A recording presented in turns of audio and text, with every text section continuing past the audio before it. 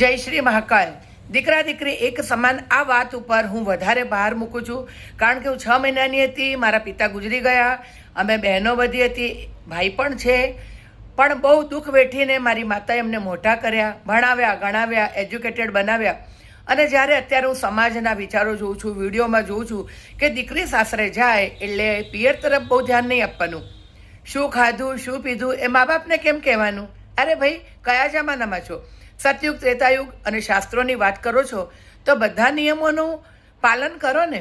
માત્ર દીકરી માટે કે પત્નીએ નોકરી કરવાની શું જરૂર છે, બહાર જવાની શું જરૂર છે, પિયરથી વધારે સંબંધ રાખવાની શું જરૂર છે, આ બધું બોલવાનું? કોઈ દિવસ પોતાના અંતરમાં ઝાંકીને જોયું છે કે તમે શું કરો છો? બાઇક ફેરવો છો, ગાડી ફેરવો છો, વ્યસન કરો છો? કયા શાસ્ત્રોમાં લખ્યું છે કે તમે આવું વ્યસન કરો?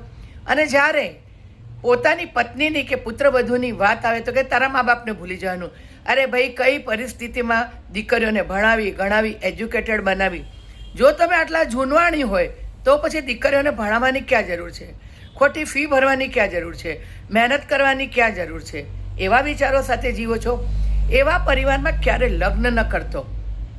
બેટા બેટી એક સમાન એ આધુનિક યુગમાં એ રીતે જીવાય. અને એ વિચાર જે ના ધરાવે ને કે જમાઈ એ પણ દીકરા જેવો છે, ત્યાં લગ્ન ન કરશો. જય શ્રી મહાકાલ.